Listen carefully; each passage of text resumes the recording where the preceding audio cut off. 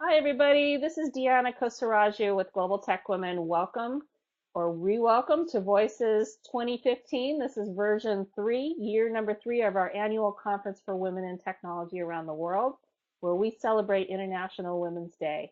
So thank you so much for being here. Love that you're here. I'm going to do a few housekeeping tips. If you haven't used Spreecast before, there's a little chat window here where you can say hello to everybody and let us know where you're from. We love to see all of the great places people live and connect with you. And also, this is a place where you can ask questions of our speaker. So as we're going through this presentation together, if you have a question, just pop it into that chat window and we'll make sure that Lisa Marie gets those questions. Second thing, it's a multi-part thing. We're going to have a PowerPoint and we're also going to have a video that's going to play. So when I launch the PowerPoint, you can drag and drop it anywhere on the screen so that it's not interfering with your chat or watching Lisa Marie. And that way you can follow along with us. Now, as the slides progress, she's going to let us know what slide number she's on, and then you need to advance the slide yourself. So everyone controls their own slide deck. When we get to slide number 6, she's going to cue it, and then we're going to watch a video. So that's going to play automatically as soon as I launch, hopefully, according to the instructions, it will play automatically. I'll let you know how that goes, but we'll see what happens here. We're going to play a video, and then we're going to go back to the PowerPoint until the end, and then we will answer any questions, follow-up questions at the end, and then we will close out. So I think I've covered everything. Nice to see you all here today. It's a wonderful day here in California. We're enjoying some sunshine. I know that's not the case in many parts of the world, but I hope it's great wherever you are. So with that, I'm going to go ahead and launch into the introduction. This session is called The Confidence Gap, Igniting Brilliance Through Feminine Leadership. So confidence is always an issue when it comes to women in technology. We often succumb to the imposter syndrome. We have issues with confidence as we're taking the leap into situations unknown. So it will be fascinating to hear this conversation with Lisa Marie Jenkins. She is an executive coach, consultant, and speaker specializing in feminine leadership. Prior to launching her own consulting company, Lisa Marie spent over 20 years in senior sales and marketing roles at Fortune 500 high-tech companies, including Cisco and Xerox. During her career, she was recognized as a CRN Woman of the Channel in 2012 and a multiple-time President's Club recipient and received several Best Presentation accolades at the IT Channel conferences. She's a regular blog contributor to the Huffington Post, and she has just published her first book, Wake Up Beauty, It's Not About the Prince, available at your favorite bookseller. I got to pick up that one. Lisa Marie's mission and passion is working with professional women in developing the clarity, courage, and confidence in order to lead from their authentic feminine strength, take risks, and play big. So you can learn more about Lisa at lisamariejenkins.com, and I hope that you will do that after this session is over. This session is being recorded so that you can watch this URL within 30 minutes after we close out, and you can share it also with your friends and colleagues. So with that, I'm going to hand it over to Lisa Marie. Thank you, Dina. All right, so we're on slide 1, the confidence gap. You should see just the title and my name. And I'm going to start by telling you my story because I think that we can all relate to somehow when we hear someone's own personal story. And it relates directly to what this presentation is about. So when I was 8 years old, my father abruptly died. And my mother became emotionally unavailable for a really long time after that. And what happened to me was I adopted a misbelief that I was not as good as other people because we didn't have a dad. And I literally became a just severely insecure child, like so severely that I was almost crippled to communicate and to work and to play with other kids and so forth. And around high school, I developed a little bit of beauty, so it gave me just enough confidence to actually come out of my shell a little bit. But what I started doing to combat this inferiority complex was I noticed other people, and I started observing and watching people that I saw as confident, successful, and powerful. And I would study these people and I would emulate their behaviors. And even though this was more of a defense mechanism or a coping mechanism, what I realized later in life in my business career is that this emulating or this acting as if actually allowed me to step into my confidence. It was sort of like practicing without realizing. And the reason confidence is so huge is because it's what allows us to take action on our passion. So if you go to the next slide. Whoops. Sorry about that. Go to slide 2. Sorry, Dean, it flipped me to slide 21. So this is what I've discovered. Is that, and I hope you're laughing at this slide because this slide could not be more true between men and women. And there's actually several studies out there that back this, and studies about confidence and versus competence. And what happens is women focus on proving competence instead of developing confidence to move forward. And the opposite is true with men. So there was a study I read recently that showed that women believed they were less confident than they actually proved they were in testing. And men believed they were more confident than they actually proved they were in testing. And the result is that they were both equally competent. So it's not a competence issue between men and women. But what it is a confidence issue between men and women. And that's what we're going to really focus on, the confidence and the courage to play big in your life. Because at the bottom line of all of this is that I know that women are at the heart of evolving our human species to the next level. And it's so critical that women, and that's what's so great about this conference, is we're finally connecting women around the world, and women can share their voice and their stories, because moving to a new level of communicating, a new level of leading, and a different way that includes emotional intelligence, that includes the heart, that the greater good is at the core of everything and not just profit. So moving out of a masculine way of doing business. So why are women less confident than men? And some of it goes back to schooling, because we were praised and we were praised for following the rules. We were praised for being quiet. We were praised for our perfectionism. And that's great in school, but then when we get into the real world, that doesn't help us in our careers. It doesn't help us in our lives, because we become addicted to seeking approval from others instead of tuning in to our own passion, our own heart, our own goals, and what really lights us up in life. So move to slide 3, please. I love this quote by Maya Angelou. Courage, the most important of all the virtues, because without courage, you can't practice any other virtue consistently. And it's so true, because if you think of it, it takes courage to be honest. It takes courage to take risk. It takes courage to make decisions. It takes courage to be committed to your own purpose, to your own soul, to making impact in the world.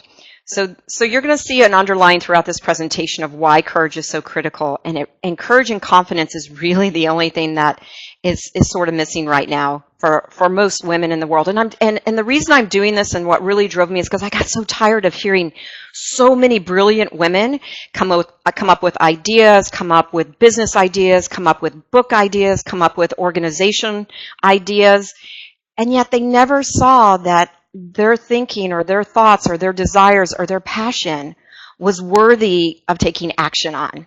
And that's what I really want to switch in the world, that everyone has a unique message. It's as unique as your thumbprint, but everybody has something so important they're meant to share with the world that creates impact and somehow transforms and heals and makes the world a better place. And I think, like no other time in history, women are being called to that. And if you just look around you, I mean, the women's conferences, the women's organizations, the women's movements that are they're just popping up everywhere, and it's so exciting. And so I think the only piece that's missing is really the confidence and courage to move forward. So go to slide 3, please, because I want to share with you, this was an NC Global study. And it was on leadership, and it tested women against men. and it was the top 10 most critical components of a global leader. So the first 7, women outscored men on every one of those. So that's huge. So 7 out of 10, they outscored men. And if you look at those, team building, energizing, emotional intelligence, those things are all about leading from the heart, caring about people, caring about the greater good, the ability to communicate effectively. Now, the 2 in red, empowering and global mindset, women and men scored equally. And there's only one that men outscored women, and that's the bottom one, envisioning. So why envisioning? I think some people might say that either you're born a visionary or you're not. I believe it's a skill set that we can all learn, but women haven't been conditioned or programmed to allow themselves to dream, and certainly not dream big. And women haven't learned how to focus inward. They become very focused on others and pleasing others. And so how do we create a vision for our life, a vision for our role in life, our vision for our career, if we're not focused on ourselves and our own self-care and our own self-love and our own self-affirmation? So envisioning is a big thing that I teach women how to do. So go to slide 5, please. In case these statistics have been around a lot lately, I'm grateful for Sheryl Sandberg and her Lean In book because she's brought some of this to light. But what she didn't talk about in these are U.S. statistics, right? That of women, even though we're 50% of the workforce, and women earn 60 to 65% of all degrees in the U.S. That's undergraduate and graduate degrees. We only represent 14% of the executive roles, 70% of boards. And we represent 7.5% of top earners in the U.S. Now, this current trajectory, what you may not know, is that it will take 3 centuries for women to reach parity with men in these leadership roles. And ladies, we don't have 3 centuries because we've got to step up this game, because it's not about you personally and your own ego. It is, because it's going to make you happier, but it's about healing and saving and transforming the world and getting out of, you're going to hear me talk in depth about this, but more of the masculine approach, the linear, the analytical, the logical. We've been ruled for centuries by this very masculine, competitive approach, and women bring a diversity that men just can't bring at this point. And I don't think we're going to free men up to start exploring until we take our position here. So slide 6, please. So I'm going to show you a little video because we're going to start talking about some of the reasons why we're biased. What are the external factors, the biases, the conditioning, the inequality, and so forth that have caused it. But where I really want to focus are the internal circumstances within us that keep us held back as leaders, as women, because that we can change really quickly, and each of us can do it on an individual level. So Dean, if you would just play this quick 2-minute video.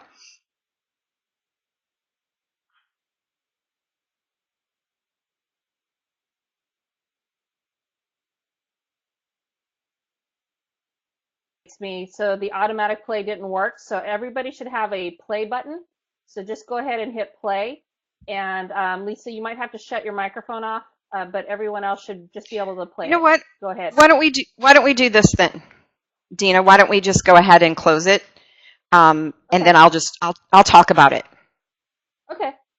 Because I think that would be better, and then that way we make sure everybody's on the same page. So what it was a 2-minute clip from an interview that Oprah did with Sheryl Sandberg about Lean In, and the specific topic they were talking about. And this is one of the most fascinating things to me, because if you had asked me, I would have never thought it was true.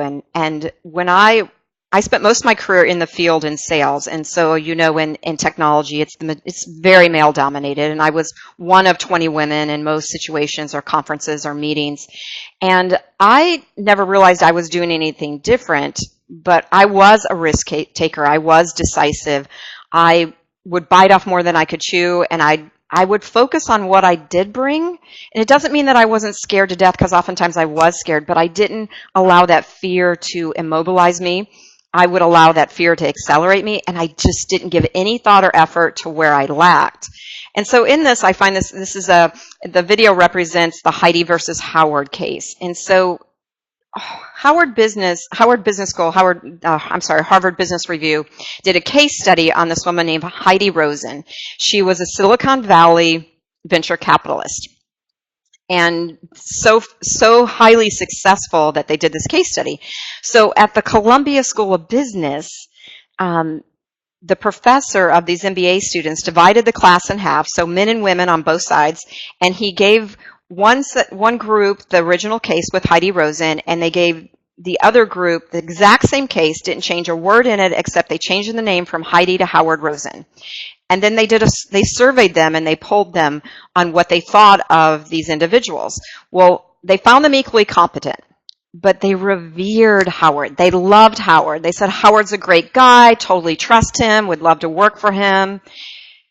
Heidi, not so much. Didn't really like her, didn't trust her. She was out for herself, certainly wouldn't want to report to her. And I find that so fascinating that we have this, and so these are men and women that took this survey, so that we have this unconscious bias is that when women get out of their role as being caretakers, people pleasers, and are seen as anything other than nice, and are seen as competent, that somehow we're not so likable. So, one of the ways I always suggest any organization start shifting this, because I don't think a lot of people are even aware they have this unconscious bias. And it's just judgment. We all have our judgments, and we've been stuck in this role for so long as the pleasers and the caretakers and the others focus that when we're seen as highly competent, it takes us out of that old-fashioned role, and people don't know what to do with us. So I think it's important that you're just aware of it. I don't try and put too much emphasis on it, but it's about breaking that barrier. So maybe, when you look at resumes, if you're somebody that hands resumes out to be reviewed or you hire, have the resume sent to you with a first initial so you don't even know if it's a guy or woman and see how that transpires. So if you go back to the slide, I'm sorry, we're off now, slide 6. Slide 6. So highly recommend this book. So this book is it's a global study. It is 64,000 people were surveyed about leadership. And the title of the book is The Athena Doctrine, Why Women Will Rule the Future and the Men That Think Like Them. And I think it's fabulous. But this was men and women, this study about what are some of the most critical components of that. So if you go, this is all of his research. So if you go to slide 8, so the 10 competencies desired from modern leaders. So out of 10 of those, 8 are considered feminine, expressive, plans for the future, reasonable, loyal, flexible, patient, collaborative, intuitive. Right? So a lot of ability to communicate, emotional intelligence. And then if you look at the masculine, decisive and resilience. So decisive and resilience are directly related to courage and confidence, because decisiveness is about the ability to make a decision and take a risk, which requires confidence. Resilience is about taking a risk, failing, and the ability to get up again and do it again. This is where women really struggle. So in each of us, we have a masculine and feminine balance. You can call it the yin and the yang. You can call it the right brain, the left brain. And so the goal is that we each find a balance. It has nothing to do with sexual orientation. It has nothing to do with how you dress, whether you're a man or a woman. But in society today, men, for the most part, have lacked these feminine qualities because they see them as weakness. They see them as not conducive to win, so to speak.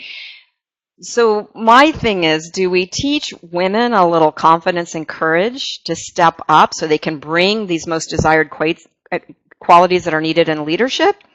Or do we teach men all of this emotional intelligence? I think the quicker path is women. And I'll just tell you a funny little story. So in the left and the right brain. So the right brain is your creative, your intuitive, your ability to communicate. It's your passion. And the left brain is all about logic, linear, analytical. And it's nothing more than, the left brain is just a giant database of what you've learned throughout life. And we tend to live from that place as if our left brain is how we drive our lives and our business, when in fact the left brain is a tool to carry it out. And the inspired action comes from the right brain. So in the left and right brain, I want you to keep this in mind because this is fascinating. The reason that men really struggle with these, there's actually a physiological reason. So in the left and right brain are connected by one thing called the corpus callosum.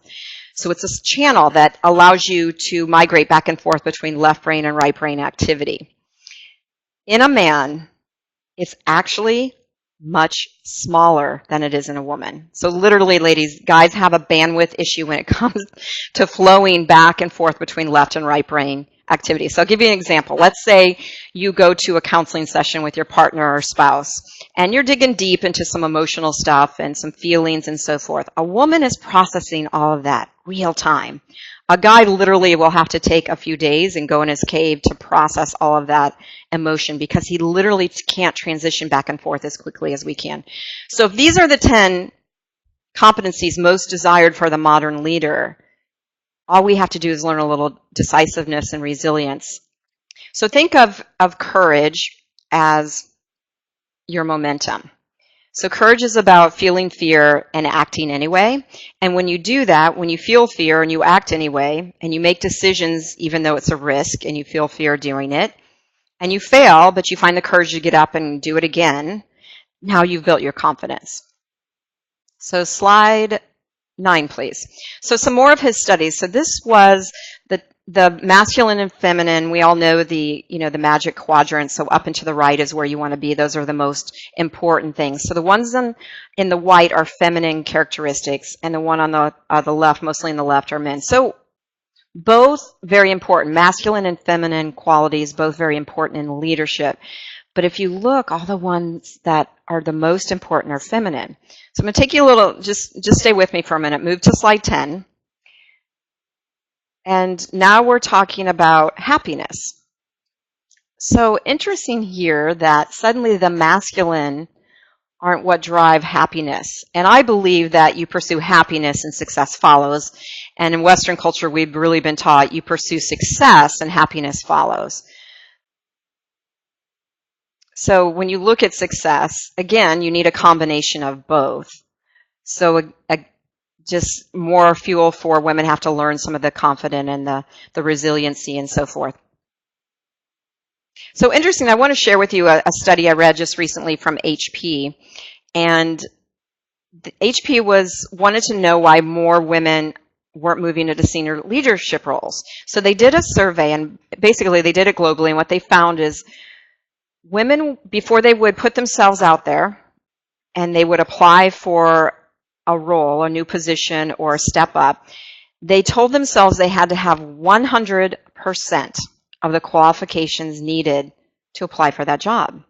And a man would tell himself he only needed 60% of those qualifications to go for that job. So again, it's a confidence versus competence issue.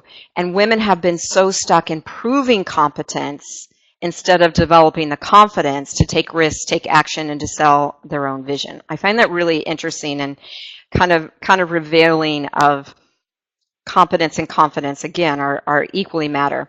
Then I also read a study just recently it was a worldwide HR study on 360 reviews in companies. And in these 360 reviews that they did, 75% of women's reviews received a personality criticism, whereas a man's, all of the surveys polled, only 2% of the men received a personality criticism. That's massive. So we're judged on our personalities, not on our competence. We're judged, again, on being liked. And shifting that is again, growing the confidence to do it differently. So when you go back to the whole lean in, I say don't just lean in. Yeah, take your seat at the table, speak up, find your voice, and that's the courage part. But don't just do it the old masculine way. Do it authentically as a woman and bring your natural inherent strengths, because that's what the world's really needing from leadership, as all of these studies just prove. So moving to slide number 12. I had to share this picture. I came across it after watching a documentary on the Vietnam War that took place for 10 years, from 62 until 72. And during this documentary, they continually showed footage and photos from the peace talks that went on in Paris throughout that entire 10 years. And it was stalemate. It never went anywhere. It never solved anything. And what was so fascinating to me is whenever I would see this footage or this picture, I would say, well, can you imagine? I mean, you've got no diversity in that room. You've got middle-aged male, mostly white males, right? Middle-aged white male. So I love the quote by Einstein that says, you cannot solve problems with the same thinking that created the problem. So, and this is a perfect example of, you have the exact same type of thinking that created war, trying to solve the problem of war. And I couldn't help but thinking, my God, if there were 10 women in that room, these peace talks would not have gone on for 10 years. There would have been some sort of resolution. There would have been some sort of shift, because this was all about ego and positioning and being right and being competitive. And women are about collaboration. Women are about others. Women are humane. And that's what's really missing from business today, is that humane aspect, the ability to lead from your heart. And it's our job to bring that. I mean, there's a reason they call it Mother Earth, right? Nobody has ever disputed that it should be called Father Earth, Mother Earth, and it's our job. And as Western women, we're very privileged, and I think that we're supposed to lead the way in this. So if you go to slide 13, love this quote. This is from the Vancouver Peace Summit in, I believe it was 2009. And Dalai Lama, this was his quote, "The world will be saved by the Western women." So Western women already are empowered. We already are, we're privileged, right? We live in a country where we have equality. And we're not dealing in a society where we're second-class citizens, or it's not safe any longer to speak our truth or to defend ourselves. And I think that, and now that we have this internet and women can get their stories out, I think it's our place to start leading this charge and to bring this heart-led leadership into the world, so that it's really about caring about people and caring about the greater good, and that the bottom line no longer just includes profit, but it's about how you're impacting communities, your society, and how you're helping heal the physical world itself too. So slide 14. So let's get into some of this of why, what keeps us playing small. And so I talked a bit about the external factors, the unconscious bias, the Harvard Business Review and that survey of Heidi versus Howard. There's discrimination going on. There's pay inequality. And there's, unfair work and family policies. Now, we have a little bit of in the U.S., of course, but I don't think there's a ton we can do with those external factors except acknowledge them and start engaging more men in understanding that these exist and why it shouldn't exist. So the internal factors is what I really want to focus on. Now I'm gonna go in depth in the ones I highlighted in red, but I'll share a little bit about all of them. So women not supporting other women. This is huge for me. And my last 3 years at Cisco, before I started my own consulting business, I was in global strategy roles and also in product marketing roles. And so I was dealing with way more women because I was no longer in sales, and there were way more women in the marketing roles within Cisco at corporate. And I just noticed there was just this, I call it the 3 C's, but compare, compete, and criticize. So, women not supporting other women is huge, and I'm going to talk more about that, but avoiding criticism. Women have been taught to navigate their life to avoid criticism. So we stay out of the limelight because we have fear of that criticism. Then seeking approval and praise. This is huge for women. This is huge. We do things based on what others want, what others expect, wanting to get approval and praise. We end up living our lives for others, and we never tune into exactly what we want and what really drives up and what brings us joy and what we're passionate about and what our purpose is in life, and getting aligned with that.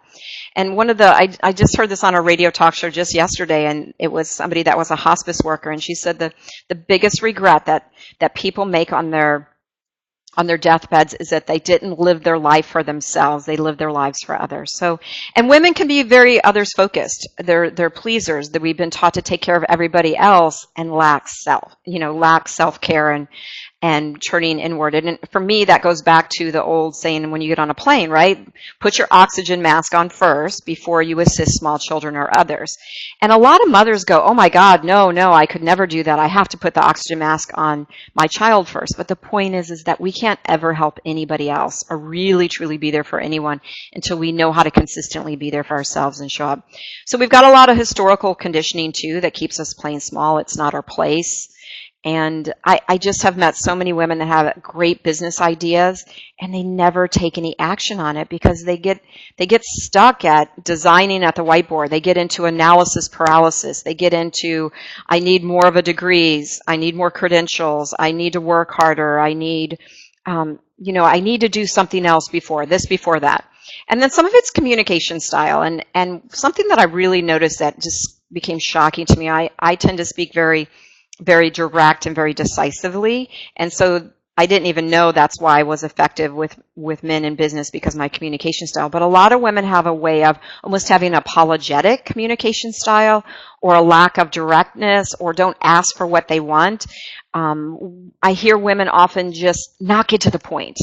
And I think that's huge. So, but I also want to talk, this is the biggest one to me of all, is the inner doubter and the self-critic, because the quickest way to more courage, which leads to more confidence, is to get in touch with that inner doubter and what your self-talk and the self-critic within you. And we're going to talk about that probably the most. And then we're risk adverse, and the fear that comes up. So if you go to slide 15, this is one of my favorite quotes by Madeleine Albright. There's a special place in hell for women who don't help other women. And I think this is part of the problem that keeps us a little bit stuck, because women often come from a scarcity model, a scarcity perspective, as if there's not enough for all of us to go around. So when we're, especially in male-dominated industries, we see each other as competition instead of seeing that our strength lies in supporting one another and boosting one another and really cheerleading each other on. So when you see a woman take a big risk and you see her find courage to speak up in a meeting, that we don't acknowledge that and honor that and encourage that in others. And so I call it the 3 C's, right? The women compete and compare and criticize, and it's ugly and it's nasty. And I say just quit it. And even if you're not somebody that actively participates in that, you hear it and you notice it from other women. And when you hear it, don't engage and actually call them out on it, because it's no different than bullying. It is no different at all. And we have to start seeing our strengths and our value, and not how we look and how we act and how we speak, but really see that honor everyone has a unique message or a gift or a thought process. It's in our diversity, that's our strength. So I just encourage women. I think it helps keep us suppressed when we don't support other women, and it's critical, and it's huge. And it makes me so sad when I see other women do that to each other. And you probably, if you work in any type of corporate environment, you've seen it, and you've seen it happen if you've not been directly affected by it, and it's toxic, and it's not helping us move forward. So slide 16. Let go of proving competence and seeking perfection. This is a big one. This keeps women really stuck. We get stuck at the whiteboard. We are so caught up in it being perfect, and there is no such thing as being perfect. So then we never bring anything into fruition. And we've got to stop worrying about being liked and finding the courage to speak up and to speak our truth and to share ideas that are unconditional and unconventional from the very masculine way that we've been in business and technology. If you just think of half the women in the world are using technology, well, we need those women designing technology for women that it appeals to them as well. So seeking perfection and proving competence is a big stopper for women. So, and it also keeps you miserable, because you're really never aligned with what you're passionate about and what's driving you. So slide 17. So this is about really crafting your art, really finding what drives you. And I think that we all have a purpose in life, and we all have passion. But you gotta get to a place where you're willing to say it's not coming from more discipline. It's not coming from harder work. It's not going to come from more credentials. It's going to come from learning how you talk to yourself. And this is a big one for women. Self-love, self-affirmation, quieting the doubter, quieting the self-doubter. And women are very different than men like this. Women, we talk to ourselves in a way that we would never talk to somebody we didn't even like. We say the ugliest things to ourselves, and it takes a lot of conscious effort first to tune in, like what's the soundtrack in my head, and what am I saying to myself? Am I affirming myself? Am I saying ugly, hatred, put down type of thoughts to myself? And I'll just use this as an example. I think it's really easy for women to go to bed at night and say, oh my God, I didn't get this done, I didn't get that done, I didn't get enough done today. Instead of going to bed at night and saying, wow, I rocked it today. Focus on what you did get done. Focus on what you did bring to the table. Focus on all the people you touched and all you accomplished. We focus on where we lack and where we're not perfect, instead of putting our focus on what we did accomplish.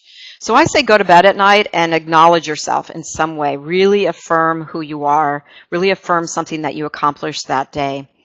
And then when you get up in the morning, don't look in the mirror and say something not nice to yourself like, oh, I'm too fat.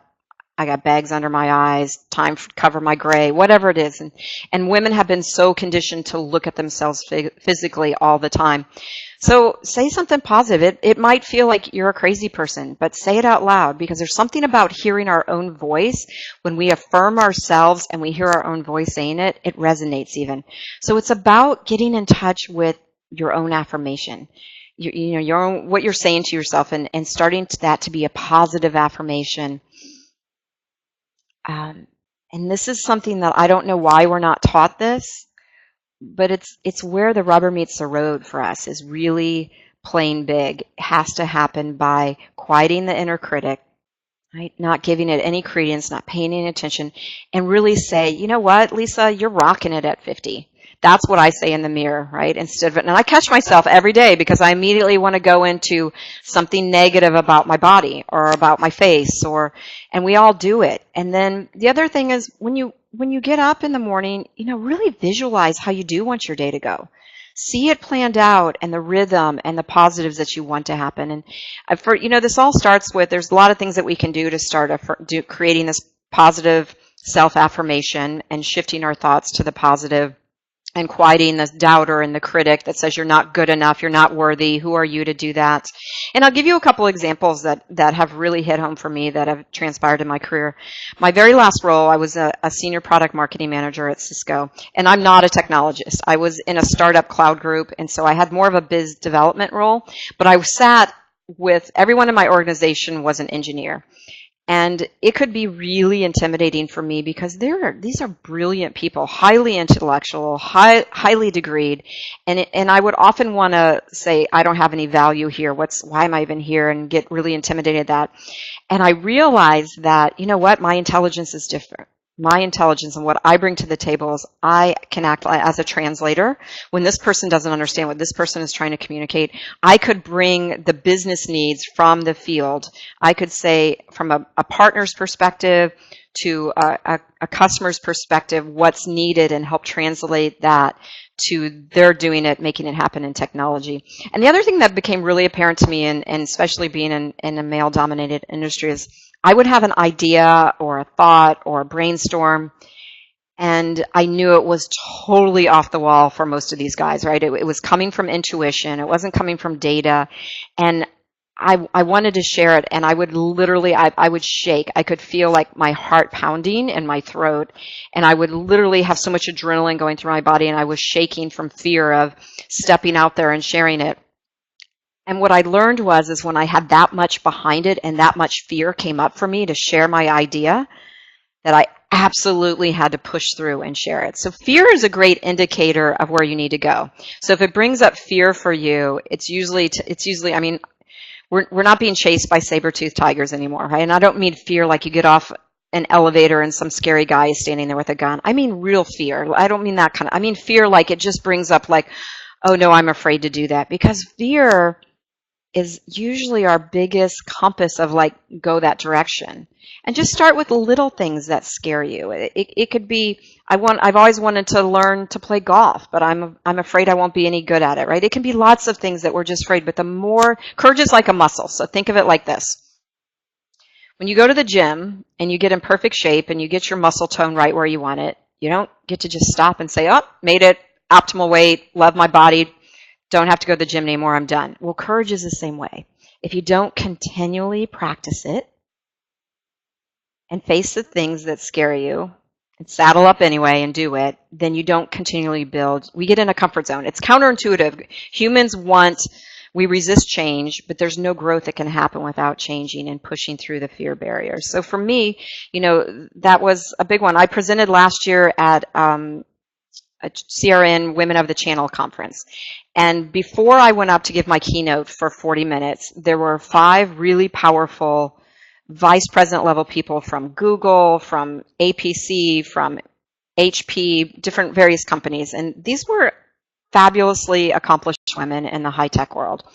And before I got up to speak, my doubter kicked in. My doubter said, "Oh my God, Lisa, who are you? These are vice presidents of major corporations that have just shared their stories and their passion, and like, you don't belong here. You don't have any right to be here speaking after them." There was my doubter, right, telling me I wasn't good enough. And all you have to do is just turn it off and say, no, I have value. My value might not be exactly theirs, but I have something important that I want to share with these women. And so it's getting in touch with that, because your calling can be found in what scares you.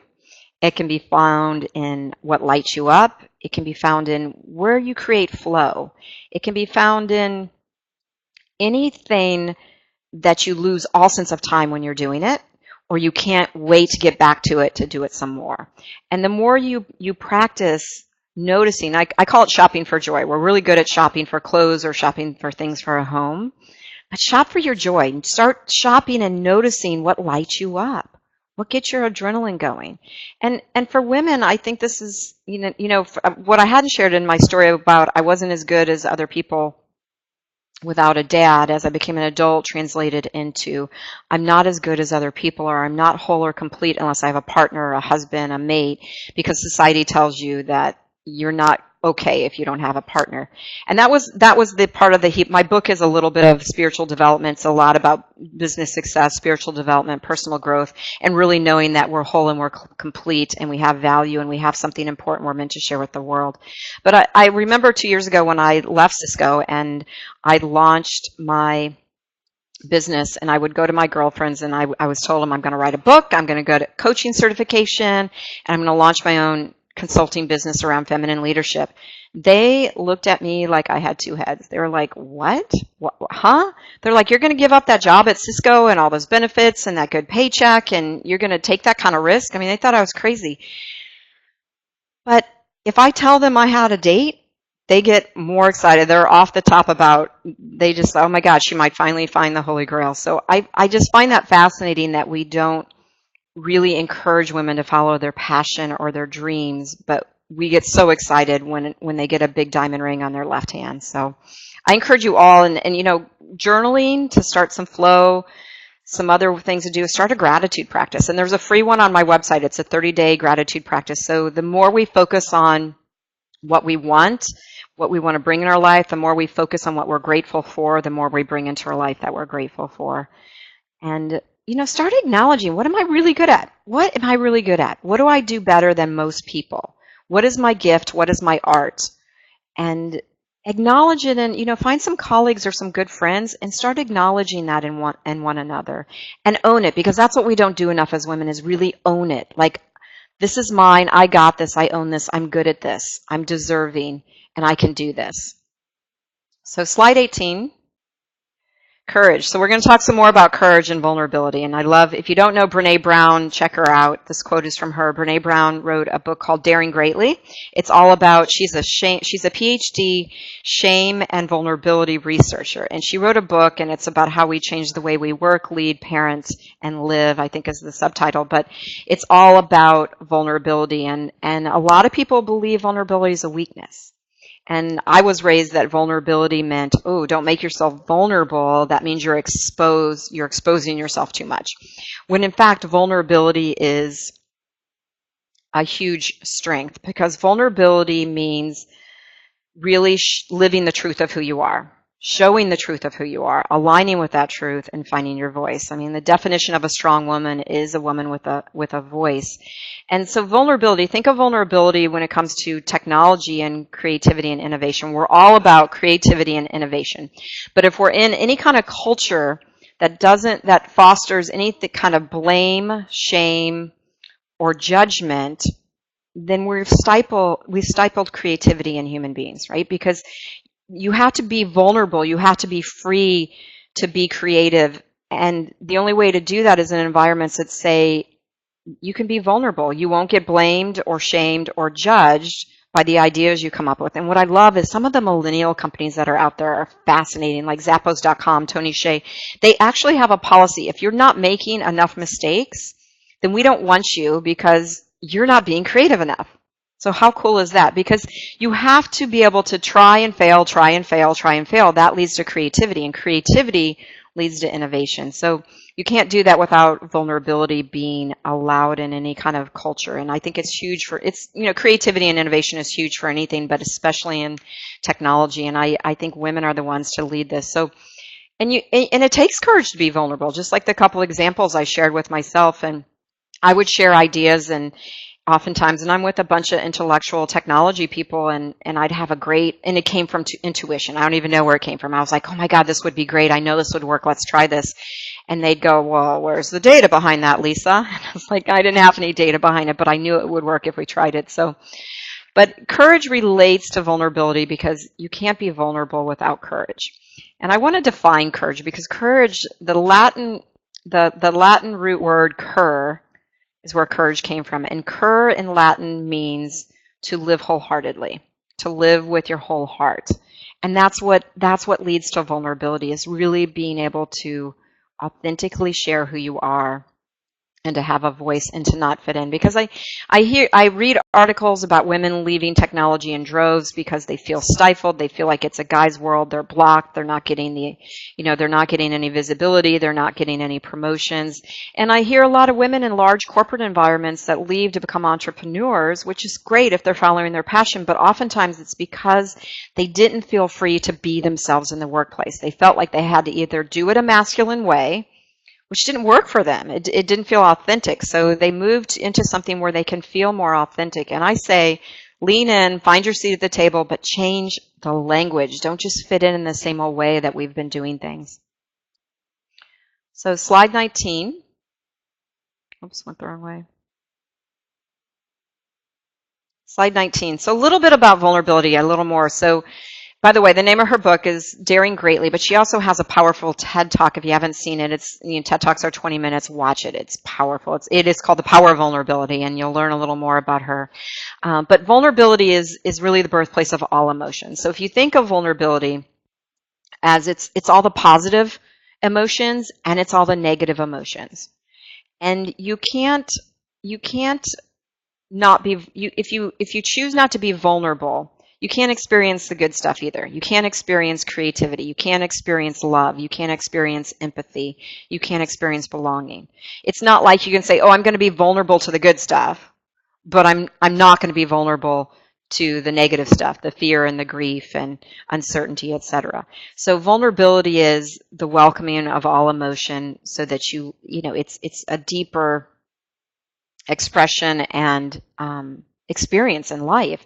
And it's kind of like you can't armor up for work every day and then be able to come home and take your armor off with your families and your friends and your loved ones. I mean, it's just not something that we do. It's too much work. Either you're open and available and vulnerable to experience all emotion, or you're not. So just kind of keep that in mind, in that we have to be willing to experience life at way more than just the surface and just way more of the busyness of life, because we can be really distracted. And I'm working on a consulting project right now at Cisco, and it's all around launches and communication. And I just see how so much gets lost in functionality, and there's a lack of creativity and vitality because everyone gets so caught up in the processes or the busy work, or proving that their job or what they're doing is actually good enough, proving their existence, so to speak. And so I just see so much creativity get stifled and so much passion get stifled.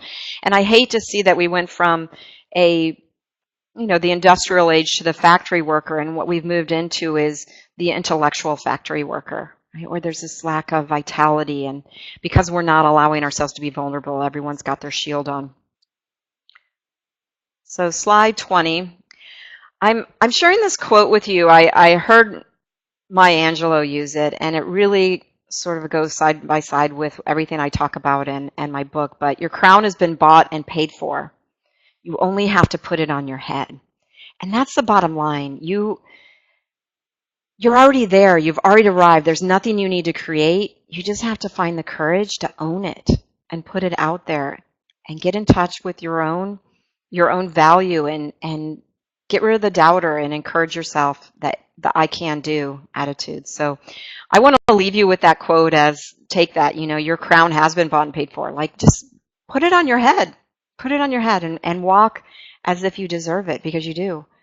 So I'll just leave you with my information. My book just launched in February, and as Deanna said, you can get it at any bookstores. And then I do leadership development. And I do one-on-one coaching as well with women.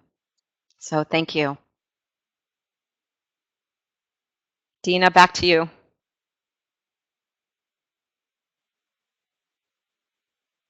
What a great session. Thank you so much. As Geeta said, this was a really great presentation. I know a number of people came in towards the end. So just to remind everyone, this session has been recorded.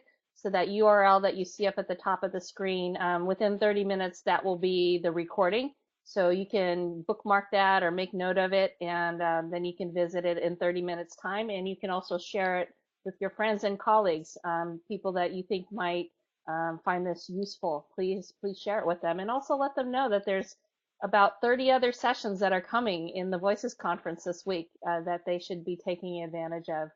It's all free, and it's all for anyone, no matter where you are in the world. All you need is an internet connection. So with that, I'd like to see if anyone has any questions. Giving you a little bit of time there to gather your thoughts. Is there anything that anyone would like to discuss? We are a quiet group. All right. Well, you have Lisa's contact information. You can email her. You can join our Facebook group on Global Tech Women. I'm sure we can rope Lisa into coming in there and answering questions that people might be thinking about on their journey to women's leadership. And we want to thank you for participating in this session. And thank you, Lisa Marie, very much for doing this fabulous session. It's just awesome. Absolutely, my pleasure. Thank you. All right, everybody. I guess that's a wrap. In about 8 minutes, we are going to have our next session, which is strategies for keeping laser focused on your vision without going crazy. I am definitely going to be at that session. So I'll see you over there in about 7 minutes. Thanks, everybody.